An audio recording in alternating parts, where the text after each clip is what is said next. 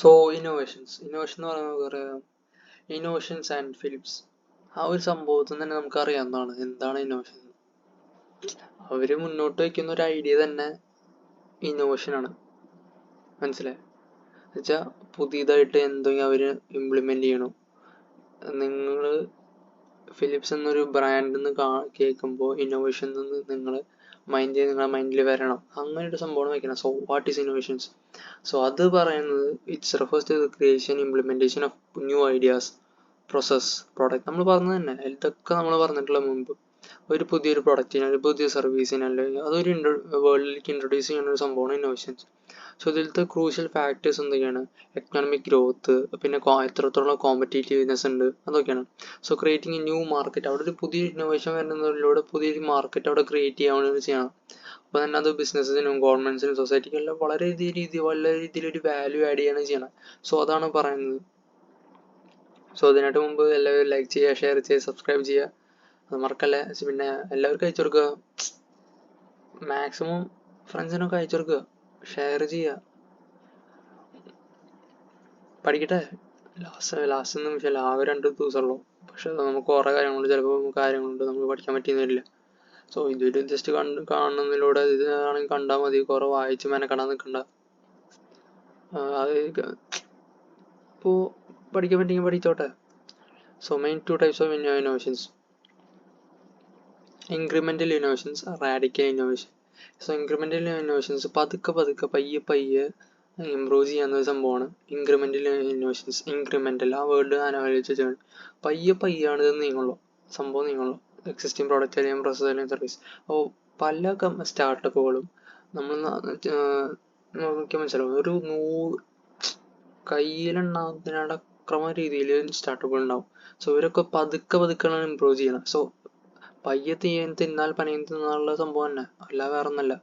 Radical innovations. പിന്നുള്ളതാണ് creation of entirely new product. പുതിയൊരു product അങ്ങോട്ട് ഉണ്ടാക്കി കൊടുക്കുകയാണ് മാർക്കറ്റിലേക്ക്. അങ്ങനത്തെ ഒരു സംഭവം ഇത്ര നാൾ ഉണ്ടായിരുന്നില്ല, പക്ഷെ പെട്ടെന്ന് ഉണ്ടാക്കി കൊടുക്കുകയാണ്. അങ്ങനത്തെ പുതിയ പ്രൊഡക്റ്റ് അല്ലെങ്കിൽ പ്രോസസ് അല്ലെങ്കിൽ സർവീസ് ഇപ്പോൾ ഉള്ള മാർക്കറ്റിൽ നിന്ന് ഡിസ്റപ്റ്റ് ചെയ്യും. അപ്പോൾ ബാക്കിയുള്ളവർക്കും അതിനനുസരിച്ച് ഒപ്പത്തിനൊപ്പം പിടിച്ചെറി നിൽക്കാൻ വേണ്ടിയിട്ട് കാര്യങ്ങൾ ചെയ്യേണ്ടി വരും. സോ പെട്ടെന്ന് മാർക്കറ്റ് ഇങ്ങനെ ഒരു ബും എന്ന് പറഞ്ഞിട്ട് നിൽക്കുകയാണ്. ആ ഒരു സംഭവമാണ് radical innovations.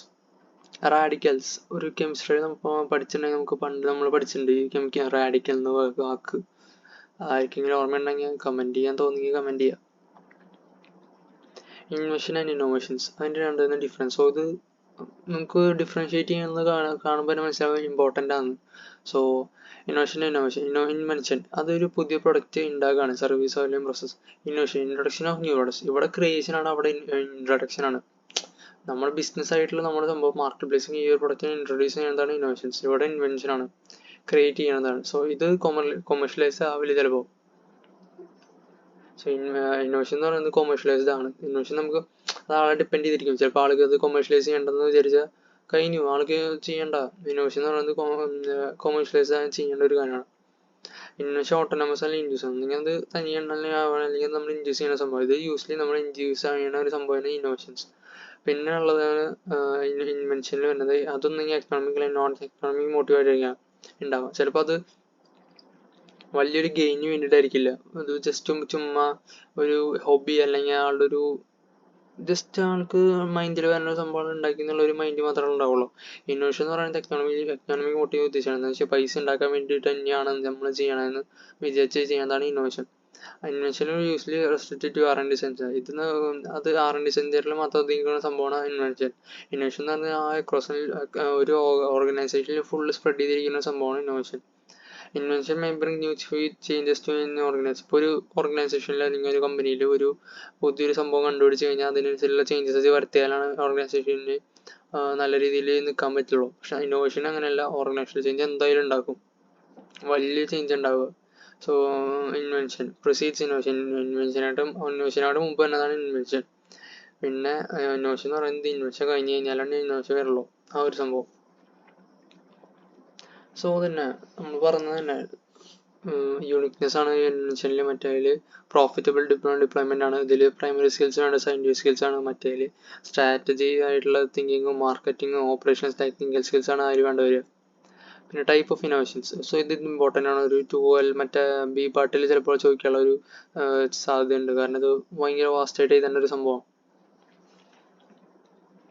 So product innovations, process innovation, business model innovation, organization innovation, technological innovation, social innovations. So product innovation, development and introduction of new or significantly improved products or service ആണ് product innovation എന്ന്. ഒരു product അങ്ങോട്ട് innovate ചെയ്യാണ് നമ്മൾ, അത് develop ചെയ്തെടുക്കും. Process ഇന്നോവേഷനിൽ ഒരു existing പ്രോസസ്സിനെ നമ്മൾ എങ്ങനെയൊക്കെ മെച്ചപ്പെടുത്തിയെടുക്കാം, അതാണ് പ്രോസസ് ഇന്നോവേഷൻ. അതൊന്ന് എൻവയോൺമെന്റിൽ ആയിരിക്കണം, എഫിഷ്യൻ്റ് ആയിരിക്കണം, അല്ലെങ്കിൽ പിന്നെ എഫക്റ്റീവ് ആയിരിക്കണം. പിന്നെയാണ് business model innovations. It offers creation implementation new more effective business model. അപ്പോൾ B2B ബിസിനസ് മോഡൽ എന്ന് വെച്ചാൽ ബിസിനസ് ടു ബിസിനസ് മോഡലാണ്. B2C business to customer business model. അപ്പോൾ ഇതിൻ്റെ ഇടയിൽ വേറെ എന്തെങ്കിലും രീതിയിലൊരു ബിസിനസ് മോഡൽ ക്രിയേറ്റ് ചെയ്യുക, അല്ലെങ്കിൽ വേറെ എന്തെങ്കിലും രീതിയിൽ ഡിസ്ട്രിബ്യൂട്ട് ചെയ്യാൻ നോക്കുന്നത്. ഇപ്പോൾ ഇൻഫ്ലുവൻസർ മാർക്കറ്റിംഗ് നമുക്കറിയാവുന്നതാണ്, അത് വേറൊരു ബിസിനസ് മോഡലാണ്. സോ അത് ആണ് ഒരു ബിസിനസ് മോഡൽ ഇന്നോവേഷൻ എന്ന് പറയുന്നത്. റീസെൻ്റ്ലി ആയിട്ടുള്ള വന്നിട്ടുള്ള ഒരു മോഡലാണത്. സോ അതിൽ പല changes to the way of products are manufactured, distributed and marketed. പല രീതിയിൽ മാർക്കറ്റ് ചെയ്യാം. സോ അങ്ങനെ ഒരു കാര്യം കാണിക്കുന്നതാണ് business model innovation. Organisation innovations, ഇതിൽ കൂടുതൽ new organisation structure, management process മാറ്റുക, കോർപ്പറേറ്റിലെ കൾച്ചർ മാറുക, അങ്ങനത്തെ ഒരു സംഭവം. ഇപ്പോൾ പറയുന്നത് പണ്ടൊക്കെ കോർപ്പറേറ്റ് കൾച്ചർ എന്ന് വെച്ചാൽ എന്നിട്ടാ അവിടെ പോയിട്ട് വർക്ക് ചെയ്യാനാണ്. ഇപ്പം അങ്ങനെയല്ല, ഓൺലൈനിൽ വർക്ക് ചെയ്യാം, ഹൈബ്രിഡ് ആയിട്ട് വർക്ക് ചെയ്യാം, അങ്ങനെ പല രീതികളുണ്ട്. സോ അതൊരു ഓർഗനൈസേഷണൽ ഇന്നോവേഷൻ ആണ്. Technological innovation, development and implementation new technology that improve existing products and processes service or create entirely new one. അപ്പോൾ പുതിയതായിട്ടോ അല്ലെങ്കിൽ എക്സിസ്റ്റിംഗ് പ്രോഡക്റ്റ് ഇംപ്രൂവ് ചെയ്യുന്ന രീതിയിൽ പുതിയൊരു ടെക്നോളജിനെ ഇൻട്രൊഡ്യൂസ് ചെയ്യുന്നതാണ് ടെക്നോളജിക്കൽ ഇന്നോവേഷൻ. പിന്നുള്ളതാണ് social innovation. Social innovation address ചെയ്യുന്നത് എന്തെങ്കിലും സോഷ്യൽ ചാലഞ്ചസ് മാറ്റാനോ അല്ലെങ്കിൽ അതൊരു പുതിയൊരു വാല്യൂ സൊസൈറ്റിക്ക് ക്രിയേറ്റ് ചെയ്ത് കൊടുക്കാനാണ് ഉദ്ദേശിക്കുന്നത്. സോ ഇതിൽ കൂടുതലും എൻവയോൺമെന്റൽ അല്ലെങ്കിൽ പോവർട്ടി, ഇനക്വാലിറ്റി പോലുള്ള സോഷ്യൽ പ്രോബ്ലംസ് സോൾവ് ചെയ്യുന്ന ഒരു ഇന്നോവേഷനാണ് സോഷ്യൽ ഇന്നോവേഷൻ വരുന്നത്. സോ നിങ്ങളുടെ ഭാഗത്ത് നിങ്ങൾക്ക് തോന്നുന്നത് എന്താണ് ഒരു സോഷ്യൽ ഇന്നോവേഷൻ, എക്സാമ്പിൾസ് നിങ്ങൾക്ക് തോന്നുന്നുണ്ടെങ്കിൽ കമൻറ്റ് ചെയ്യാൻ തോന്നുകയാണെങ്കിൽ കമൻറ്റ് ചെയ്യുക, ബാക്കിയുള്ളവർക്കും ഉപകാരപ്പെട്ടോട്ടെ. Organisational characteristics that facilitate innovation. So എന്തൊക്കെ ഓർഗനൈസേഷൻ ക്യാരക്ടറിസ്റ്റിക്സ് ആണ് ഒരു ഇന്നോവേഷനെ ഫെസിലിറ്റേറ്റ് ചെയ്യണത്? ഒന്ന് culture, leadership, structure, resource and employee engagement. So remedy casing ഇൻഫ്ലുവൻസ്മെന്റ്, അതിനോട് മുമ്പ് ഇതൊന്ന് നമുക്ക് ഡീറ്റെയിൽ ആയി നോക്കാൻ വേണ്ടി നോക്കാം. സോ കൾച്ചർ, അപ്പോൾ ഒരു ഇന്നോവേഷനെ ഡ്രൈവ് ചെയ്യുന്ന ഒരു ക്യാരക്ടറിസ്റ്റിക്സ് ആണ് കൾച്ചർ. കാരണം എന്ന് വെച്ചാൽ ഒരു സ്ഥലത്തെ കൾച്ചർ അനുസരിച്ചാണ് ഒരു ഇന്നോവേഷൻ അവിടെ വർക്കൗട്ട് ആവുമെന്ന് നമുക്ക് അറിയാൻ പറ്റുള്ളൂ. നമ്മുടെ കൾച്ചറായിട്ട് അത് ഒത്തുചേർന്ന് പോകണം. സോ അപ്പോഴാണ് അത്, അല്ലെങ്കിൽ ഇപ്പോൾ ഒരു കൾച്ചറിന് അത് ഇപ്പോൾ എന്തെങ്കിലും ഒരു പുതിയൊരു ഇന്നോവേഷൻ അല്ലെങ്കിൽ ഒരു പ്രൊഡക്റ്റ് ഇൻട്രൊഡ്യൂസ് ചെയ്യണമെങ്കിൽ ചിലപ്പോൾ അവർക്കത് ആക്സെപ്റ്റ് ചെയ്യാൻ പറ്റില്ല. രണ്ടാമത്തെ കാര്യം ലീഡർഷിപ്പ്. ഒരു ഓർഗനൈസേഷനിൽ മുന്നിട്ട് കാര്യങ്ങൾ എടുത്ത് ലീഡർഷിപ്പോട് കൂടി ചെയ്യുമ്പോഴാണ് ഇന്നോവേഷൻ സക്സസ് ആവുള്ളൂ. പിന്നുള്ളത് സ്ട്രക്ചർ. ഒരു ഓർഗനൈസേഷനിലെ സ്ട്രക്ചർ നല്ല രീതിയിൽ ചെയ്ത് കഴിഞ്ഞാൽ, ഇപ്പോൾ മാനേജ്മെന്റ് സ്ട്രക്ചർ നല്ല രീതിയിൽ ചെയ്ത് കഴിഞ്ഞാൽ ഒരു ഇന്നോവേഷനെ നമുക്കത് കൊമേഴ്ഷ്യലൈസ് ചെയ്ത് ഡ്രൈവ് ചെയ്ത് ഒരു മാർക്കറ്റ് വരെ എത്തിക്കാനുള്ളത് എളുപ്പമായിരിക്കും. പിന്നുള്ള റിസോഴ്സസ്, നമുക്ക് അത്യാവശ്യം നല്ല രീതിയിൽ റിസോഴ്സസ് കിട്ടിയാലാണ് ആ ഇന്നോവേഷൻ നമുക്ക് പൂർത്തീകരിക്കാൻ പറ്റുള്ളൂ. എംപ്ലോയി എൻഗേജ്മെന്റ്, എല്ലാ എംപ്ലോയീസും ഒരുമിച്ച് കൂടി വർക്ക് ചെയ്താലാണ് നമുക്ക് കാര്യങ്ങൾ നല്ല രീതിയിൽ നീക്കാൻ പറ്റുള്ളൂ. ഒരു കസ്റ്റമർ നമ്മുടെ ഇന്നോവേഷൻ ആൾക്ക് സെല്ല് ചെയ്യണ വരെ എല്ലാ കാര്യങ്ങളും എൻഗേജ് ചെയ്താലാണ് കാര്യങ്ങൾ നടക്കുള്ളൂ. സോ അതാണ് എംപ്ലോയി എൻഗേജ്മെന്റ്. പിന്നെ ഇൻഫ്രിങ്മെന്റ്സിന് അഗെയിൻസ്റ്റ് ആയിട്ടുള്ള വരുന്ന remedies. So remedy against infringement refers to the legal actions that can be taken. ഇപ്പോൾ എന്തെങ്കിലും അങ്ങനെ കോപ്പി അടിക്കുക അല്ലെങ്കിൽ ഒരാളുടെ ഇന്റലക്ച്വൽ പ്രോപ്പർട്ടി റൈറ്റ് തട്ടിടിക്കുക അങ്ങനത്തെ ഓരോ കാര്യങ്ങളൊക്കെ ചെയ്ത് എന്ത് കാര്യങ്ങളാണ് നമുക്ക് ചെയ്യാൻ പറ്റുക നോക്കുന്നതാണ്. അതിന് വേണ്ടിയിട്ട് എന്തൊക്കെ പ്രിക്കോഷൻസ് എടുക്കാൻ പറ്റും നോക്കുന്നതാണ് റെമഡി അഗെയിൻസ്റ്റ് ഇൻഫ്രിഞ്ച്മെന്റ്സ്. സോ അത് ചെയ്യുന്ന basically trade mark, copyright, patents, ഇതൊക്കെ നമ്മൾ കേട്ടിട്ടുണ്ടാവും. ആ സംഭവങ്ങളാണ് ഇത്. Common remedies for trade mark infringement include injunction, ഒരു കോർട്ട് ഓർഡർ കൊടുക്കാവുന്നതാണ്. That requires infringing party to stop using the infringing mark. നമ്മുടെ ഈ സംഭവം ഐഡന്റിറ്റി ഉപയോഗിക്കാതിരിക്കുക. സോ ഇത് എന്തൊക്കെ ഡാമേജ് വരുത്താൻ monetary compensation for any financial. അപ്പം അങ്ങനെ ചെയ്ത് കഴിഞ്ഞാൽ പൈസ കൊടുക്കേണ്ടി വരും, കൊടുക്കേണ്ടി വരും. Account of profits, in order that requires the infringing party to pay over any profit they made from the infringing use.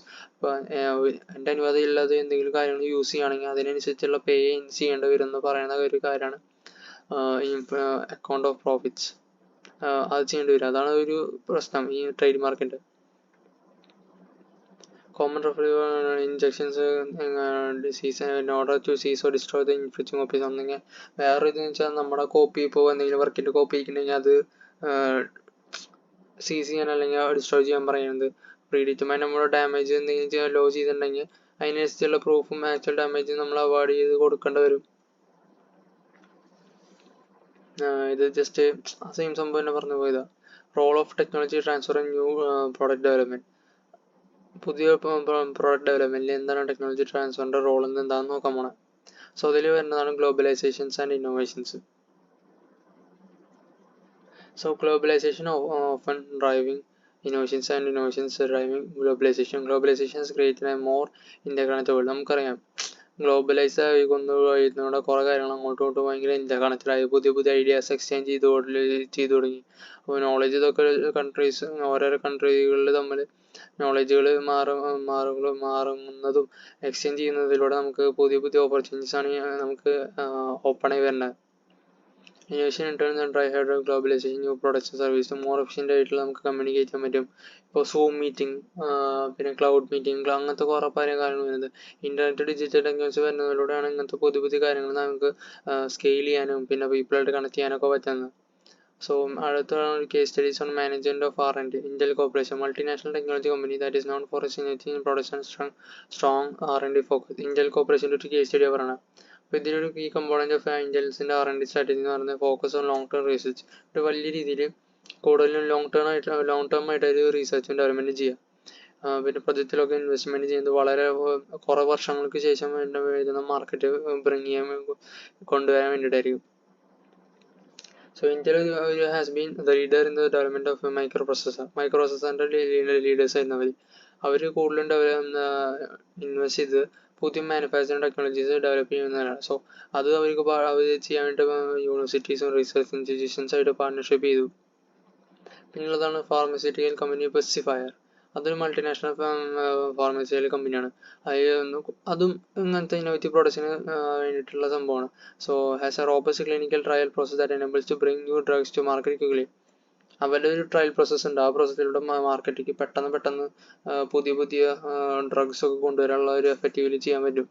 വേറൊരു കമ്പോണൻസ് എന്ന് വെച്ചാൽ അതിൻ്റെ ഒരു R&D സ്ട്രാറ്റജിയിൽ കൂടുതലും കൊലാബറേഷനും ക്രോസ് ഫങ്ഷണൽ ടീംസ് ആയിട്ട് മിക്സ് ചെയ്യുന്ന രീതിയിലുള്ള സ്ട്രാറ്റജിയാണ് അവർ കമ്പോണൻ്റ് ആയിട്ട് മെയിൻലി ചൂസ് ചെയ്തത്. സോ അങ്ങനെ പുതിയ രീതിയിലുള്ള മെഡിസിൻസ് ഇതൊക്കെ അവർക്ക് ഡെവലപ്പ് ചെയ്യാൻ പറ്റും. അപ്പോൾ with need of patients in mind അവരുടെ പേഷ്യൻസിന് എന്താ ആവശ്യകത അനുസരിച്ച് ഡെവലപ്പ് ചെയ്യാൻ പറ്റി. അതാണ് അവിടെ പറയുന്നത്. പിന്നെ വന്ന് ആപ്പിൾ ഇങ്ക്. ആപ്പിളിൻ്റെ നമുക്കറിയാം ഡിസൈനും യൂസർ എക്സ്പീരിയൻസ് അവിടെ ഭയങ്കര. പിന്നെ ആസ്തറ്റിക്സ് പക്ക അങ്ങനത്തെ സാധനങ്ങളാണ് അവർ ചെയ്യുന്നത്. സോ അത് കൂടുതലും ബ്രാൻഡ് വാല്യൂ കൂട്ടാനും ബ്രാൻഡിൽ നിന്ന് അവർ മാസസിൻ്റെ ഇടയിൽ അവരുടെ ആ ബ്രാൻഡിൽ നിന്ന് അവർക്ക് ഒരു ലോയൽ ആയിട്ടുള്ള കസ്റ്റമർ ബേസ് ഉണ്ടാക്കിയെടുക്കാൻ സാധിച്ചു. സോ അത് കൂടുതൽ അവർ സീക്രസി കോൺഫിഡൻഷ്യാലിറ്റി ഒക്കെ ഫോക്കസ് ചെയ്ത കാരണമാണ്. സോ അവരുടെ കാര്യങ്ങൾ കയ്യിൽ നിൽക്കുന്നുണ്ട്. സോ അത് അവരിപ്പോൾ അവരുടെ ഒരു R&D പ്രൊജക്ട്സിൻ്റെ ഇന്നോവേഷൻ്റെ ഒരു വളരെ വലിയൊരു കഴിവ് തന്നെയാണത്. പിന്നുള്ളത് ടെസ്ല മോട്ടോഴ്സ്. നമുക്കറിയാം ഇലക്ട്രിക് വെഹിക്കിൾസ് വരുന്നത് എലോൺ മാസ്ക് അതൊക്കെ നമുക്കറിയാവുന്നതാണ്. അപ്പോൾ ഒരു സസ്റ്റൈനബിൾ എനർജിക്കുള്ള ട്രാൻസിഷൻ കാരണമാണ് അവിടെ വന്നത്. അപ്പോൾ അത് ഒരു പക്ഷേ മുൻകൂട്ടി ചിന്തിച്ചിട്ടുണ്ടാവും. നമുക്കറിയാം ഇലക്ട്രിക് വെഹിക്കിൾസ് വരാൻ പോകുന്നത് നമുക്ക് അറിഞ്ഞുകൊണ്ടിരിക്കുന്ന പെട്ടെന്ന് ആ സമയത്താണ് ആളുകൾ പെട്ടെന്ന് കയറി വരുന്നത്. മോഡൽ X, മോഡൽ 3 അങ്ങനെ കുറേ മോഡൽസ് ഇറങ്ങി വന്നിട്ട് ഇന്ത്യയിൽ വരെ ബേസ് ഇടാറായി തുടങ്ങിയവർ.